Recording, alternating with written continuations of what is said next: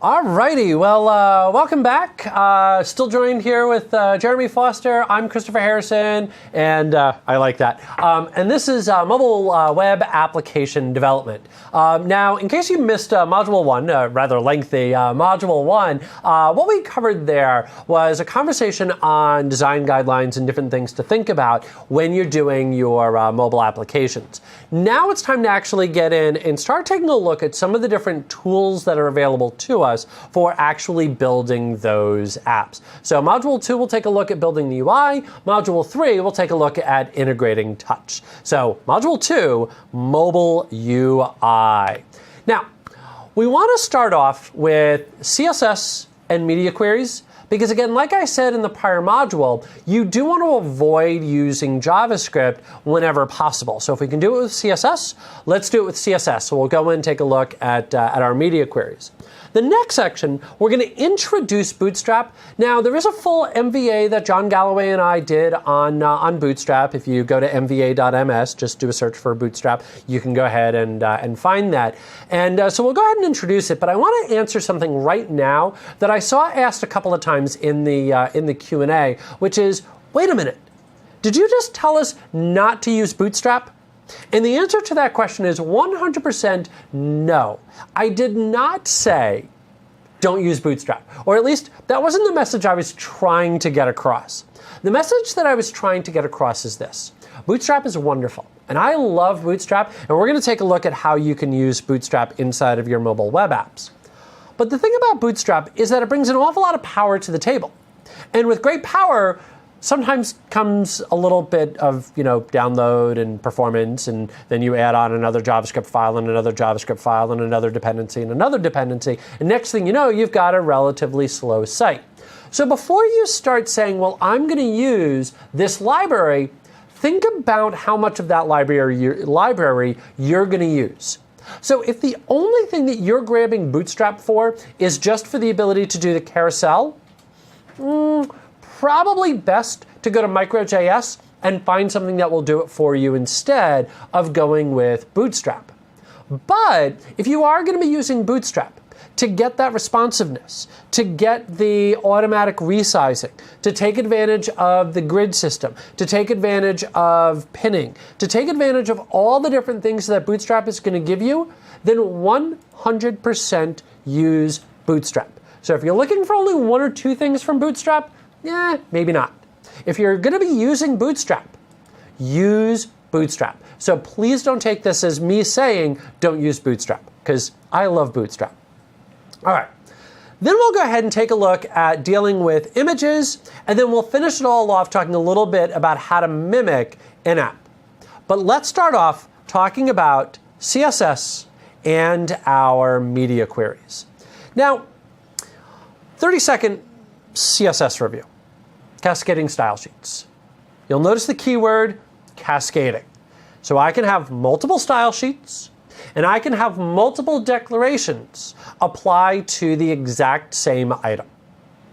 Now, the basic rule of thumb here is highest precedence wins, or as I like to describe it, whatever best describes the item that you're about to change. So if I, in CSS, targeted an ID, that's always going to win because that's going to be the best match. If I targeted the class, that's going to be a good match. If I target the element, that's going to be the weakest match. So if I simply said that I want all H1 tags to be red, but I had one specific H1 tag that had an ID of label, and I said I wanted something with the ID of label to be blue, then that tag is going to be blue. The other big thing to keep in mind about CSS is last write wins. And they're going to be applied in order of the listing of our external files, whatever's inside the page itself, and then whatever might be on the actual element or tag itself. All right. There's our 30-second CSS. If you check out MVA, there's an awful lot on CSS. That's 30-second CSS brought to you in 4 minutes. Exactly. It wasn't that long. Anyway, tough crowd here. All right. Now, let's talk a little bit about browser detection here. I think we can all agree that browser detection is challenging at best, because user agent strings can be misleading. After all, IE still says Mozilla. They can be, true story, they can be spoofed. And really, it requires that I know what a browser can and can't do. Now, before you go off and start writing your own code, you'll notice there is a little library that's available to you that you could go ahead and use for browser detection. But at least for me, I don't care what the browser is. I don't.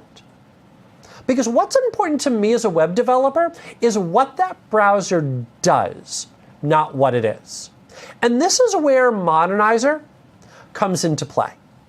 Now, what Modernizer will do is it will detect what the browser is capable of doing and then add classes based on its capability. So for example, when it runs, if it detects that you will support video, it'll automatically add in a class called video. And if it detects that you won't do video, it'll automatically add in a class that will say no video. And it's actually very easy to use. Let's go in and take a look here. So what I'm going to do is bail out of my slides here, and let's open up Visual Studio. There we go.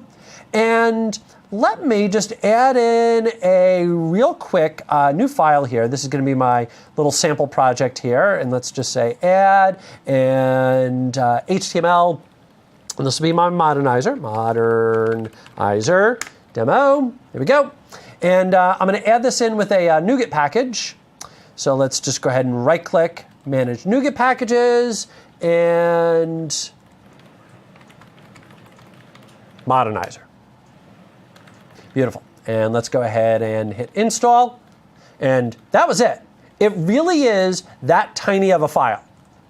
So now I've got my little Modernizer right there, and you can check it all out and what it will all do if you so desire. And in my case, all I need to do to make Modernizer work is just simply drag and drop that script into the head section. That's it. Now, I know typically you'll put scripts down at the very bottom. This one needs to be in the head, because what it's going to do is it's going to look at the browser. And let me just add in a real quick H2 tag, Modernizer demo. This will automatically add a whole bunch of classes in to my HTML. So let me just Control F5 here. So I obviously did nothing fancy here, but let me bring up the F12 tools again. There we go. And let's go in and take a look at all of the different classes that it added in for me. So you'll notice, for example, that it added in video, audio, local storage, session storage, etc.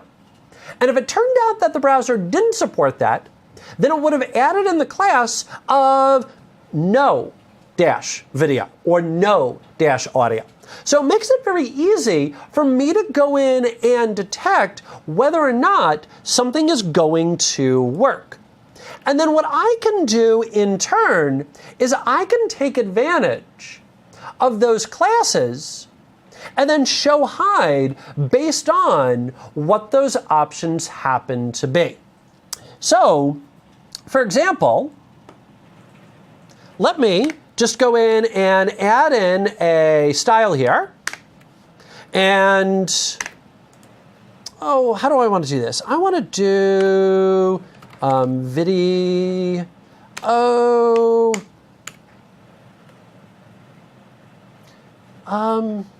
So I'm sort of just like changing my mind here as we go. Let's just say color equals red.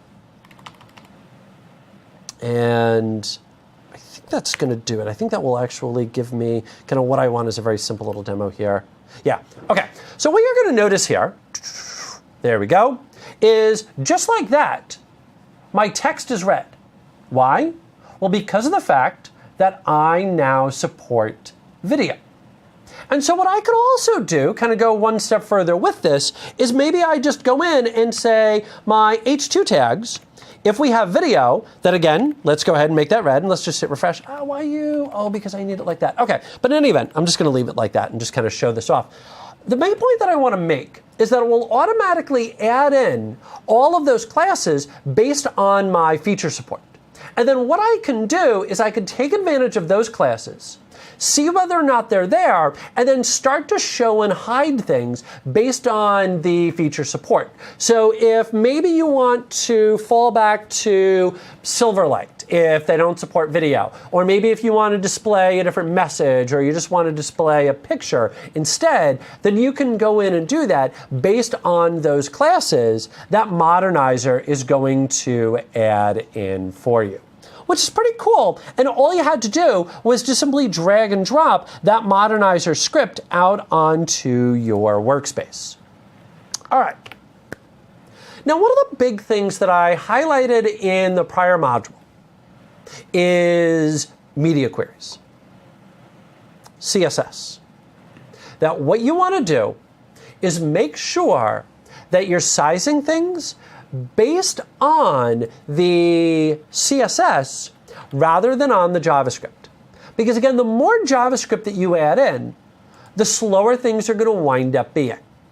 And what's cool about media queries is that I can detect almost anything. So I can detect the screen size. I can detect the orientation. And I can even detect the device type. And you'll notice that we've got device types for screen, which is going to be like a desktop, print, for when somebody goes to print. By the way, real quick aside, on that print thing, I get an awful lot of questions about how to show hide things when somebody goes to print. Use that print media query.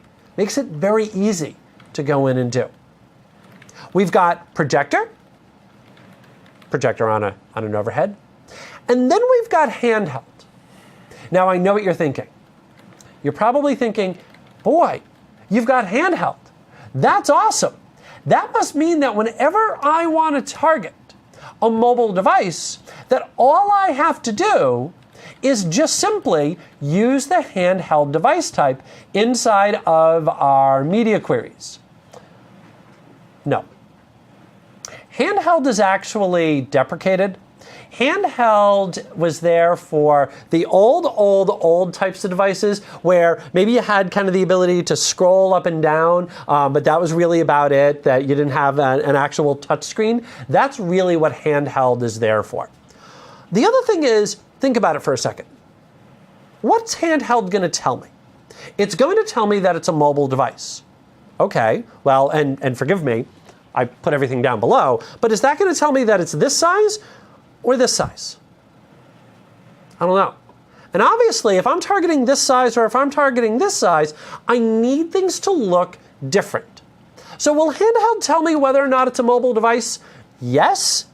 But is it going to give me enough information? Is it going to tell me what I need to know to make sure that my app looks the best in that particular size of device? And the answer to that is no. And that is where, there we go, we get into things like orientation, which is going to give me portrait and landscape, and we get into screen sizing. Now, the biggest thing that I want you to note about screen sizing is width and height versus device width and height. That width and height are going to give me the width and height of the viewport of the browser window. Device width and height are going to give me the device's width and height. Now, personally for me, and I don't know if you're any different, Jeremy, but for me, the one that I typically target is the width and the height. And the reason that I target that is because I also want to make sure that I'm picking up my desktops as well. So that way, if somebody has their browser window kind of shrunk down on their desktop, that I'm going to show them how things are going to look I'm going to show them a better interface for their display being shrunk down like that. That's really a better way to say that. And that's personally the way that I like to target things. It also makes it easier for testing as well. I don't know if you're any different. I think it's not just a preference either. I think that's really the right way to do it. Yeah, I agree. Cool. All right, well then, let's talk a little bit about those media queries. And let's remember again our cascading rules. So highest precedence to lower precedence, the best match is going to win. And keep in mind that your media query sections are going to override your generic rules. Now, I'm going to get in and take a look at my demo here. And what I'm going to do with my demo is kind of use a little bit of color for my demo. And you saw me use that earlier. And I always like using color whenever I'm doing CSS demos because it's such an easy thing to see. That way I'm not worried about showing or hiding things or resizing. Let's just show the fact that yes, okay, it's picking up, and then we can sort of take that to the next step. So let me create a real quick just HTML page, and this is going to be my media queries. There we go. And then let me just add in an H2 right here and media queries. There we go. Okay. So now what I'm going to do is I'm going to add in a bit of style here, and let's use our H2, and let's go ahead and say that our color is going to be red. All right, so when I launch this, and I'm going to use the snap feature, and in Windows 7 was my idea. I loved those commercials. In any event, most of these references are just for my own entertainment. It's okay. In any event, I want you to notice the browser over on the right-hand side, the Internet Explorer over my Visual Studio over here on the left-hand side. You'll notice right now that my color is set to red. So now what I want to do is I want to add in a media query. Just simply say @media. And then in parentheses, I'm going to say my minimum width, so we'll say minimum width, and I'm going to make this, let's say, 640 pixels. So if the browser window is at least 640 pixels, then I want for my H2 elements the color to be blue. Now what I want you to notice here is this part right here. Is there anything fancy there? Is there anything out of the ordinary? Is there anything that isn't CSS 101 there? And you're giving me the exact right answer. Yeah, the answer is no. There's nothing that's out of the ordinary there. And that's the point that I want to make, and that's the great part about using our media queries, is that I just simply add in this little container here that says media, and then everything inside of there is only going to apply if the browser is at least 640 pixels, in my case, wide. And then we're going to make the color blue. So now let me go ahead and hit save. Let me go ahead and hit refresh. And now you'll notice that my color is blue. Now the other thing that I want you to notice here is that I set the color to be red up top. Remember the rules of cascading. The better you describe your target, that's going to take precedence. So I better described my target by saying that I wanted this to be at least 640 pixels, so that's what won out. So what's great about this is that I can put all of my global settings up at the top, and then I can change things for the particular media sizes by going in and adding my different media queries in down at the bottom. So let's go in and add one more in. Let's go ahead and say media, and then we'll say min width, colon, and let's say 1024 pixels. There we go. And let's go ahead and say H2. And let's say color, and let's go with green. There we go. And now let's go ahead and hit save. Let's come over here and hit refresh. And you're going to notice that it's still blue. And just to kind of prove that I am, in fact, hitting refresh, you'll notice it's still blue. And the reason that it's still blue is that it's between 640 and 1024. So it's at least 640. It's not as big as 1024, so it's going to be blue. That's what's going to win. But you'll notice that if I go in and I resize, it automatically changed to green. So it automatically will apply the appropriate style based on my browser resizing. So if there's something that I want to show or hide, If there's something that I want to collapse for a smaller screen, then I can do that very easily inside of here. So let's say maybe I add in an H3 real quick, or another, yeah, let's do an H3. And I'm going to give this a class of banner, and this is a big banner. Okay, so now let's go ahead and hit refresh. There's my big banner. But I only want that to appear on my bigger devices. So on my smaller devices, maybe I want that to disappear. So what I could do, let's just come up here to my main styles, is let's go ahead and say dot banner. I love the IntelliSense inside of Visual Studio. It's wonderful. And let's go in and say display none. All right, so now let's come back over here. Let's hit refresh. You'll notice that it's now gone. And now let's come back over here and let's say that for my bigger screens, banner. And let's go in and say display. And inline block. Perfect. There we go. And now let's hit save. Let's come back over here, hit refresh. Whoops. Hit refresh. And now you'll notice that there is my big banner displaying. And you'll also notice that if I go in, resize, resize, resize, that it now disappears. So it makes it very easy for me to now show hide, resize, and move things around based on the browser size. Now I'm going to make one small change here. I'm just going to take this. Oops.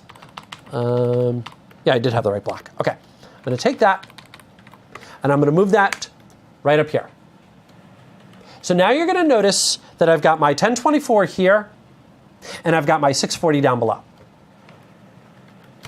And now let's go ahead and hit save. Let's go ahead and hit refresh and resize. And you'll notice that my banner is going away and showing back up. But my color is still blue. One of the things to keep in mind when you're doing your media queries based on screen size is that, unfortunately, it is going to apply these in order. So when you lay these out, you either want to go, if you're using the max size, so if I was using max, this would be perfect. Go big to small. But since I'm using min, I want to go small to big. Just keep that in mind. And actually, it's not a bad idea just to get yourself into this habit right now. Because again, the whole goal is mobile first. So if we go from small to big, mobile first, small first, big later. That's the way that our CSS needs to be put together. Cool. All right. So now let me bring up my slides again. And now let's go ahead and introduce something near and dear to my heart, Bootstrap. I did a relatively simple CSS demo. And I think we can all see how our CSS could get away from us very quickly. Things can get very complex. And there's a lot of technologies that are out there that will help. I mean, certainly less is a wonderful thing. Less is more. But even then, oh, come on, that was funny, Jeremy. You can laugh. Thank you, thank you. But in any event, even then, things can become very confusing very quickly. And I'm a firm believer that the best code in the world is the code that's already written. Thus enter Bootstrap, the code that's already written. Because what's great about Bootstrap is out of the box, it's designed to be responsive. Out of the box, it's designed for mobile first. And for the most part, it just works. It just does its thing and automatically will resize based on my device size. Now, a couple of cool little advantages to Bootstrap. Again, out of the box, it's responsive. It gives me a grid system. Come on. I know that there's somebody out there that's listening to this that's still doing layouts using tables. I'll admit I did that for years. It really was probably not till about a year and a half ago that I finally made the move away from doing layout with tables. The reason that I did it was because it's simple or easier. Stop. And this is one great thing about Bootstrap is it gives me a grid system. Makes it very easy for me to lay things out in a table-esque style of fashion without it actually being tables. In addition, there's a huge community around Bootstrap. Take 2 seconds. Go Bing the phrase Bootstrap theme, and you will find hundreds, thousands of different themes that all you have to do is just drag and drop them into your project, drag and drop them onto your page, and poof, it just works. And all of the little things that you're looking for, things like nice big buttons for the user to be able to tap on, more on that later, all of those come out of the box with Bootstrap. And you'll actually notice that Visual Studio comes out of the box with Bootstrap. And we're going to get that responsive layout that our browser, inside of IE, big desktop, and inside of our little Lumia or Microsoft phone, over on the right-hand side, all of that is going to be because of the magic of Bootstrap. Now, if you remember from before, I did a demo over here real quickly on bundling. And all I'm going to do is I'm going to launch that. Now, if you remember when I did this demo, all that I did was just simply created an MVC project. And out of the box, it gave me Bootstrap. And what Bootstrap is going to give me is it's going to give me that little spot right up at the very top there. That little navigation banner, that's Bootstrap. This little, what's called the Jumbotron, true story, right there. And then these columns down below. And you'll also notice that this will automatically change when I start to resize things.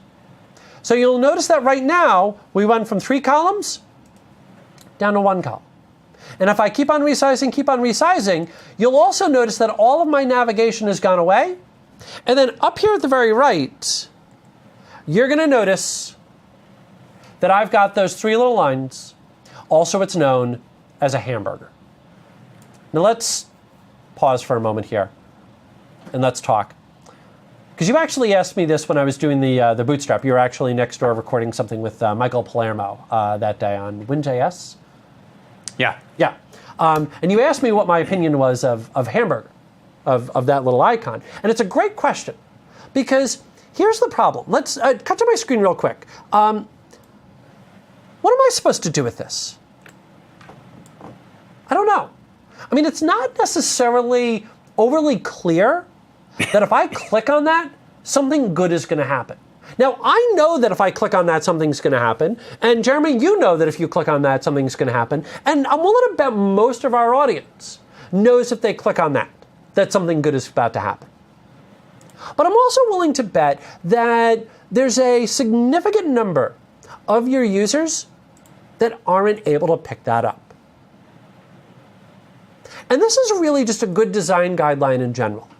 Make it very easy, very plain, very clear for your users. I don't know what 3 little lines means.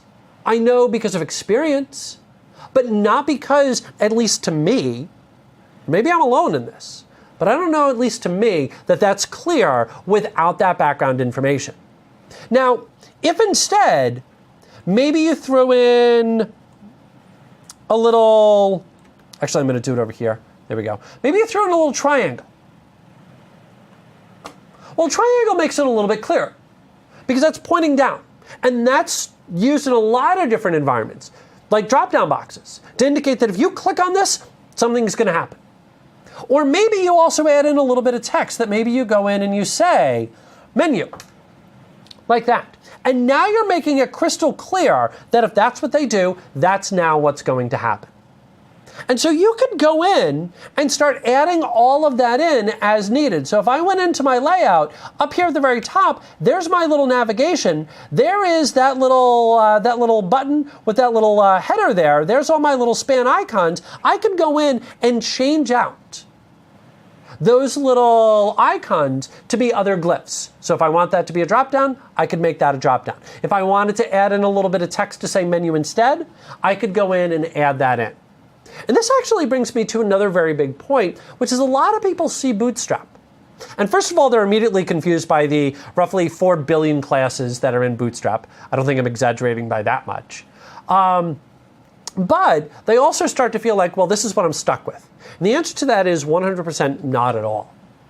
That you can go in and customize this to your heart's content. And again, there's a whole bunch of themes that will make things look not like Bootstrap. And if you'll forgive me the shameless plug, John Galloway and I did our MVA on Bootstrap, that if you just go to mva.ms, just do a real quick search for Bootstrap, you can see a full day on Bootstrap goodness, and go check it out if you want to know more about Bootstrap.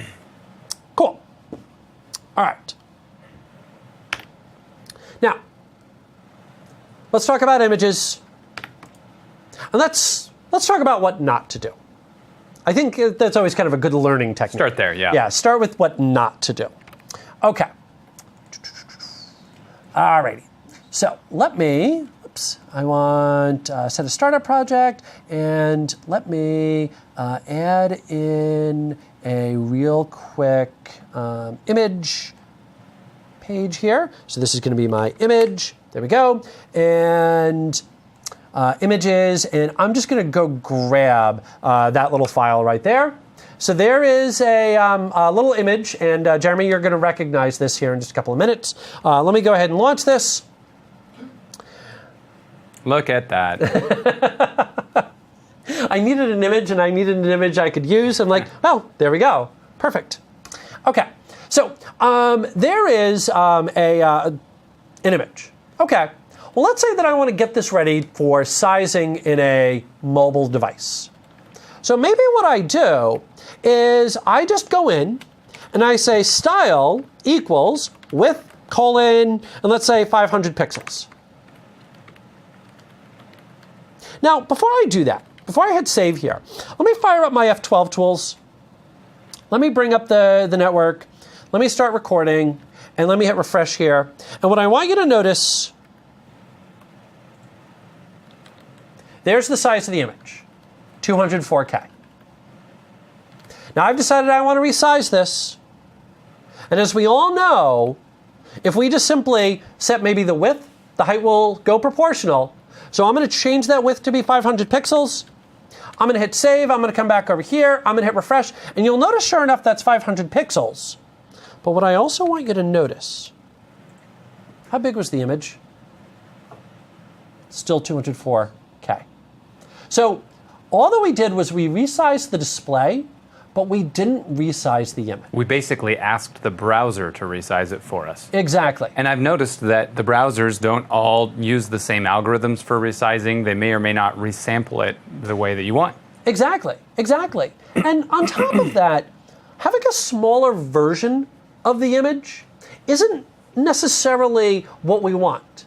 That maybe what we want instead is a cropped version of the image. Because if we shrink this down, what we're also doing is we're taking a little bit of detail away. Because what I'm really hoping to do here is I'm hoping to focus in our attention on Jeremy and Stacy and not necessarily on the surrounding background.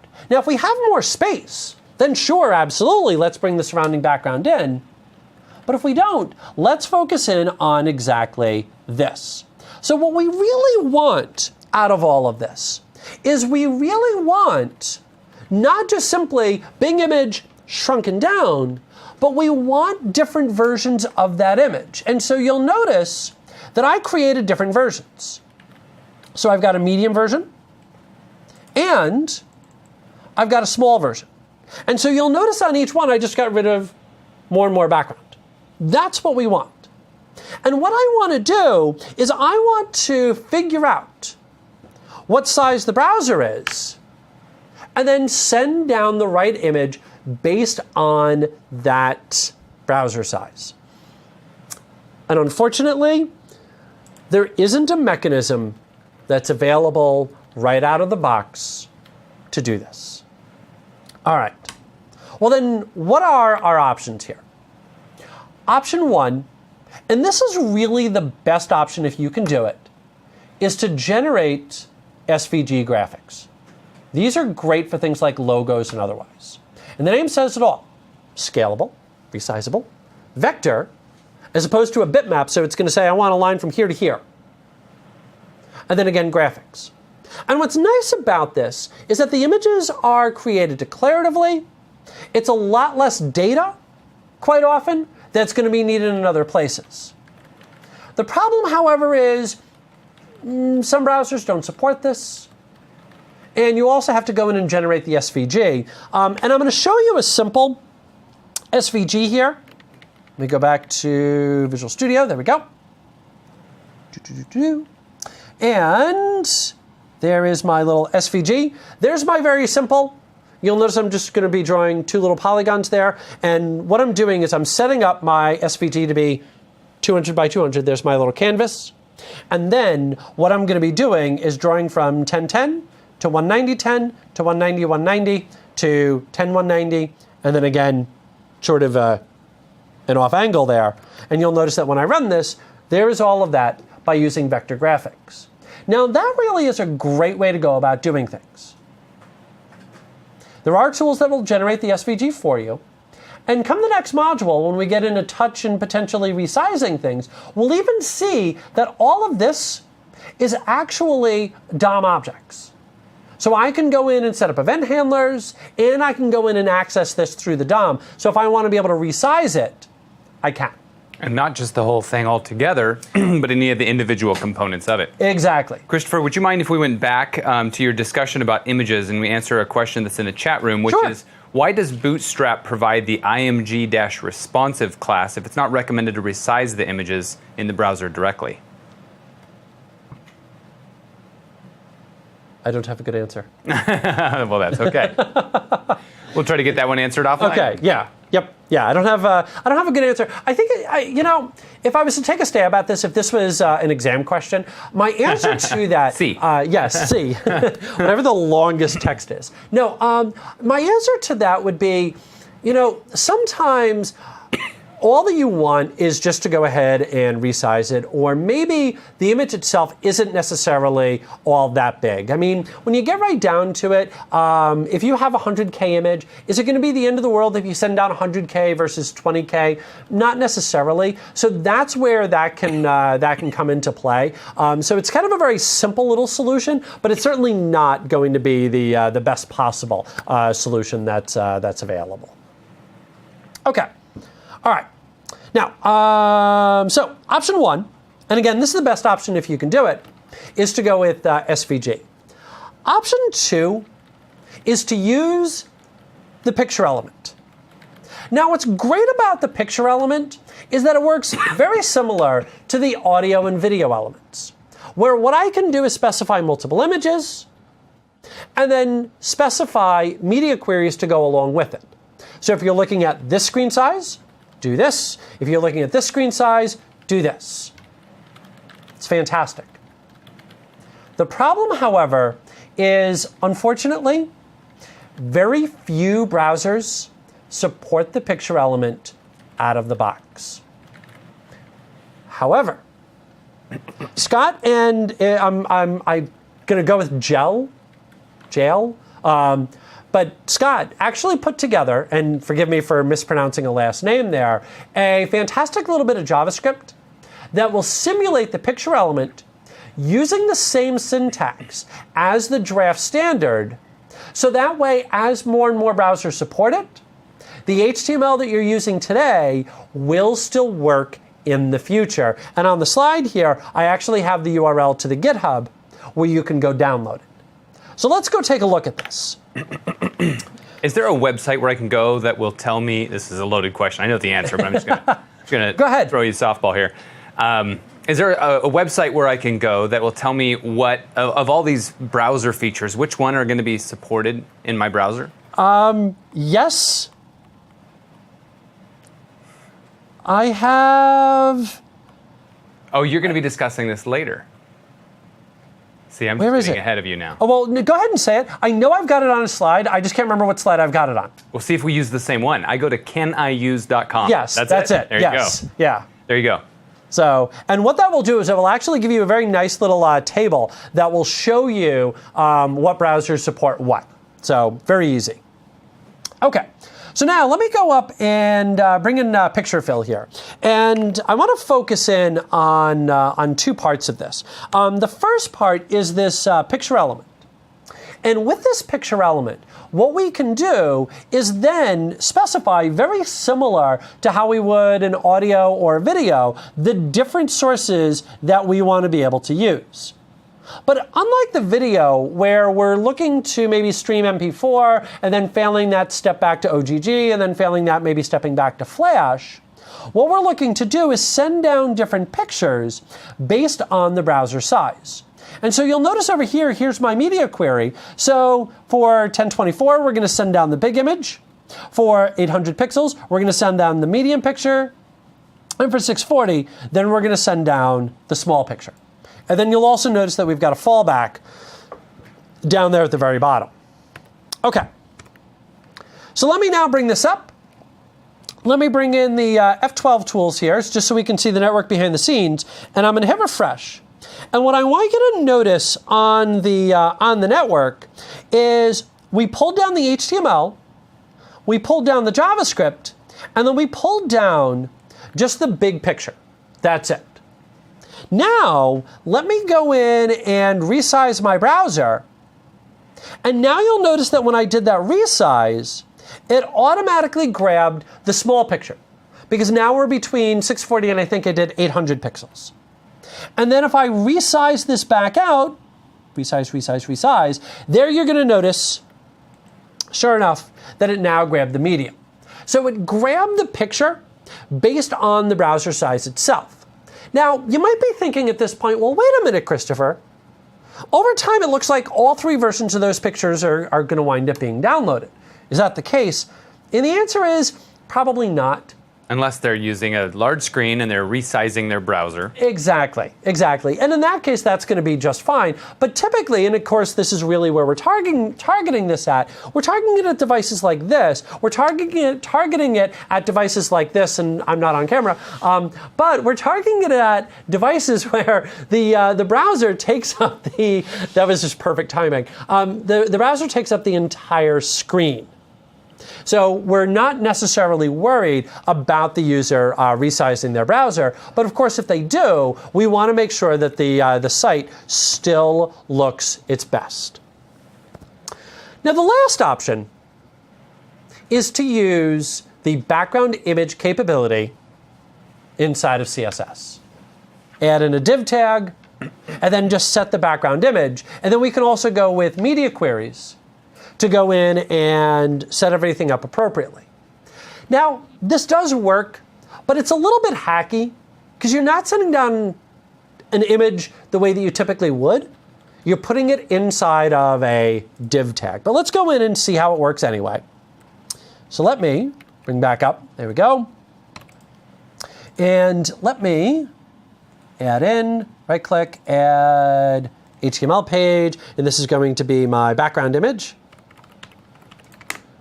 There we go, and let's go in and say div ID equals image. Perfect. Okay, so now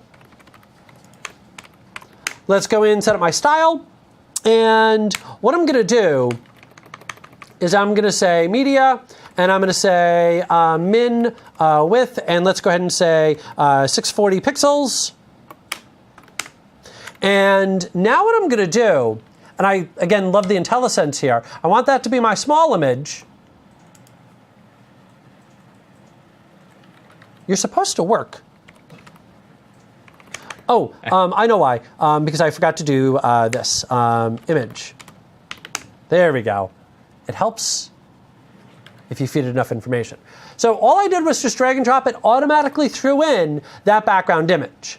Now the one little catch is you are going to need to set the height and the width appropriately so that way it can display the image correctly. So let me just go in and find the height and the width here. Properties 550 by 272, 550, 272.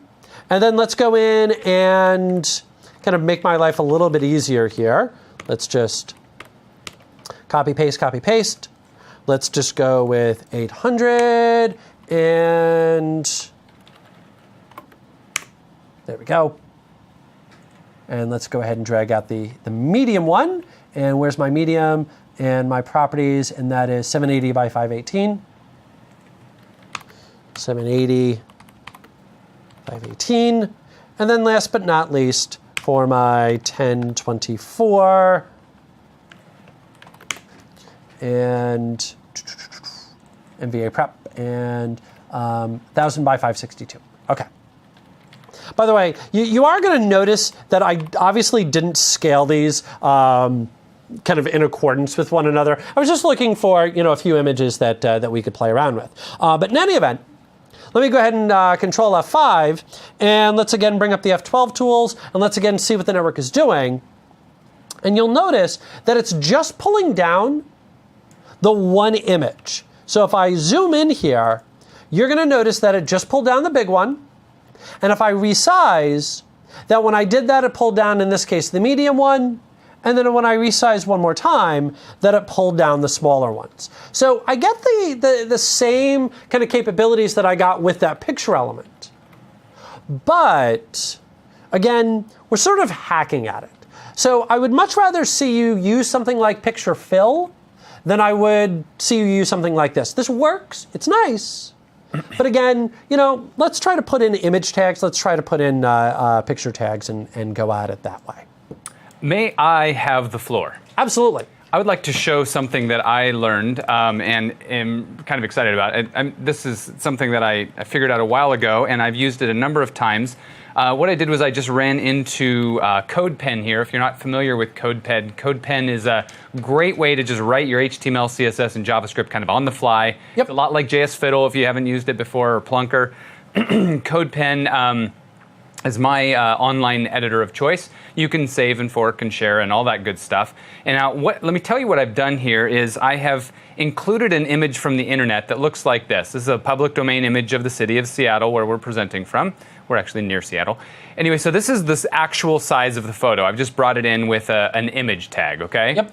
But up above it here, I have done this definitely not recommended to bring in a huge image, but shrink it down to really small. Yep. But Christopher is mentioning the background and the ability to bring an image into the background, and that's what I'm doing here. I'm bringing this image in. This is actually using the shortcut syntax for the background image. But it works the same. It infers that for you. So I'm using this same URL. Now I'm using this is what I want to show you here, the background size of cover. Now this is a really helpful property in the right situation, because what this is doing is it's taking it down in size for you, but it's also making sure that it's going to fit inside the box. So I specified that my box is 200 by 180. So let me go ahead and just make this more obvious and say 100 by 100. So now this is a small box, and when I update that, you can see that it's a small box and it's just clipping off the right and left edges of this. Now, if I were to make this box, as opposed to making it square so that the sides got clipped off, if I were to make it really wide, so let's make this, say 900 pixels, let's make it 1,000 pixels wide. Go ahead and refresh that. Now you can see that the top and bottom are getting clipped off, and that's not the best way to illustrate it. Let's try this. It's still not bringing in any of the picture. Let's try this.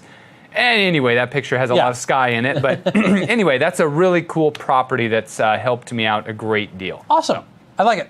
If you want to go look at it, you can go to codepen.io/codefoster, and there's actually the URL for the pen right there. Perfect. Okay. Last little thing that I want to touch on, and we got asked this actually in the Q&A, is about mimicking apps. That we talked before about the fact that these apps are not going to be in the store. But people still want them on their little shortcut screen. So, can we do that? And the answer is 100% yes. That just because it's not an app doesn't mean that we don't want it to behave like one. And it also doesn't mean that we can't make it behave like one. We absolutely can. So we can, in certain scenarios, get control over the browser. Now, one of the things that you can do is hide the address bar, and you can see that down at the bottom. One of the other things that you can do is you can take control over the viewport by using the viewport meta tag. And Jeremy and I talked about this real briefly kind of yesterday about the viewport and the meta tag. And here's what I'm going to say about the viewport meta tag. It does give you the ability to control a lot of the user experience. So if you want to, for example, disable scrolling, you can do that with the viewport meta tag. But I want to say, be very careful about doing that. Because if you're saying you're not allowed to scroll, then if somebody does need to zoom in, maybe to read the text a little bit better, they're not going to be able to very easily do that. So can you take complete control over that viewport and about how things are going to be displayed? The short answer to that is yes, but I want you to think very carefully before you go in and do that. Now, what I want to focus my attention in on is creating icons. And unfortunately, basically, every single vendor has created their own mechanism for how to set up an icon for when a web app has been quote unquote installed onto their home screen. And you can go check out the Wikipedia article, which will sort of link to you from there. What I want to focus in on is making a live tile. So let's do this real quick here. I'm going to fire up Paint. And let's go ahead and just kind of resize this. And let's go ahead and grab a brush. And this is going to now be the cool icon. There we go. That's going to be it. For the Pretzel app. For the Pretzel app. That's my knot.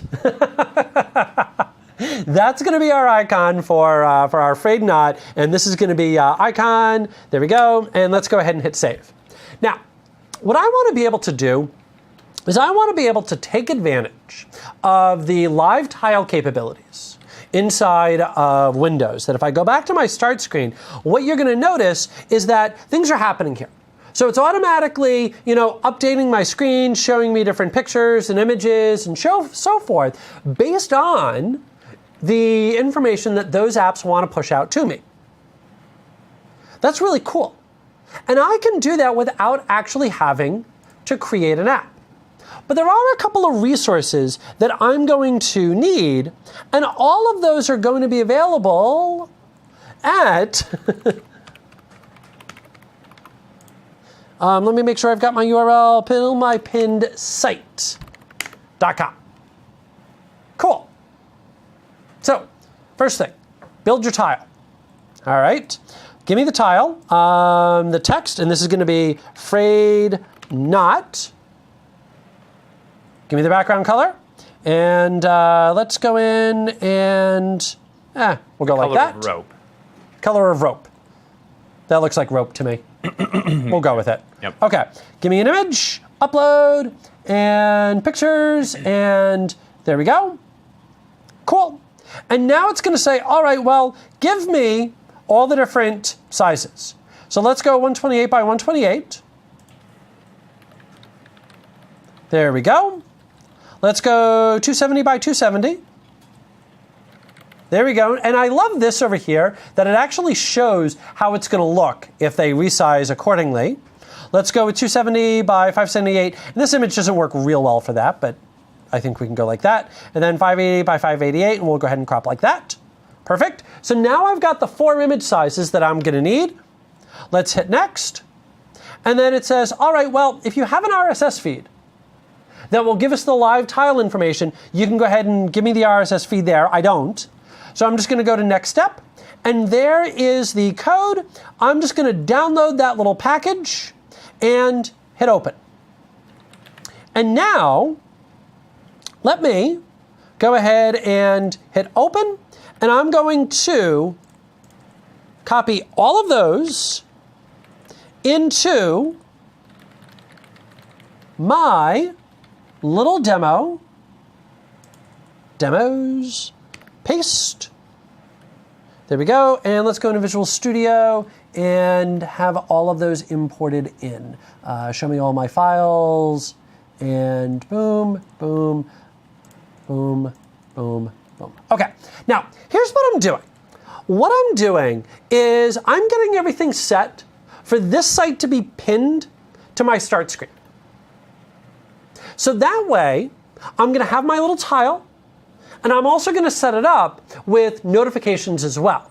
So that way, if maybe we want to alert the viewing public that we've set up a brand new knot, then they'll see that inside of that live tile. So I'm basically making this behave like an app, even though it's not actually an app. Now, those are all the different bits and pieces that it's going to need to behave properly. There's just a couple last little items that I'm going to need to add in. So I want that. So let me go into my browser config that it created, and let's paste in my notifications. Now my notifications, it's going to go every 180 minutes, and it's going to point to this little XML file that's going to send down that information to the live knot. So if there was any new information that you wanted to send down, update this XML file. And I would also like to mention that you can, of course, send down XML files by sending down the appropriate header information, the appropriate MIME type. You don't have to have a static XML file for this. Just feed one. Yep. Exactly. Yep. All right. And the other piece that I'm going to need, let's go in and say add and HTML page, and let's say tile and frayed knot and H2 frayed knot pinned site. There we go. Now let's go ahead and grab the other little bit of code that I'm going to need, which is those two little parts right there. Cool. That's it. So now when I open this page, and in particular, when I open this page inside of my, come on. Thank you.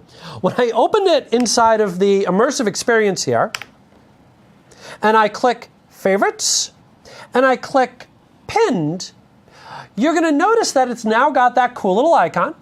Very cool icon. my awesome drawing. I'm going to say pin to start. And now you're going to notice when I scroll all the way over that there is my cool little live tile. And you'll also notice, there we go, that if I go in and resize it, I can get it large. I go in and I resize it, and I can get it medium, and small. There it is, and also small as well. Can I add something on? Absolutely. So this is just a kind of a fun little nugget. I'm going to take you to, I'm going to take you, this is not really a plug. I'm just going to use this as an example, but here's my... Oh, let it be a plug. It's okay. It's a plug. Here's my website. Now, this is my website intended for humans, right? This is intended for people to see. If I go up to my feed as opposed address... to the one for dogs? Yeah, exactly. No, as opposed to the one for robots. If I go in and put feed, you're going to see that Internet Explorer is coming back with this as an RSS feed, right? Yep. So for your pinned tile, you were looking for an RSS feed, and I want to show you this fun thing. If I go to Bing and I do a search for, let's say, jelly beans, it's going to come back with a web search for jelly beans, right? These are some results. Well, if I go up to that URL, and let me just bring you up here to where I'm typing, and I type another, I want to do another parameter, and I say format equals RSS, now it brings that back to me as an RSS feed. Yep. So you can get any search you want from Bing as an RSS feed. You could use that to drive the content behind your pinned tile. Yep, exactly. Yeah, so you can actually keep using what you've been using. Yep. Yeah, I love it. Cool. So here's what we got. what we saw here was how to get in and start designing things. So we took a look at how to show things, hide things, move things around by using our media queries. We took a look at how to detect things by using Modernizer. We took a look at Bootstrap and how Bootstrap can hopefully make your life easier. And we also saw how we can resize with images and then closed everything out by adding in that live tile. So we've seen a lot of the different tools, but we still need more tools. So let's take 10, we'll come back, and then we'll take a look at how we can incorporate touch. So we'll see you guys back here in 10 minutes.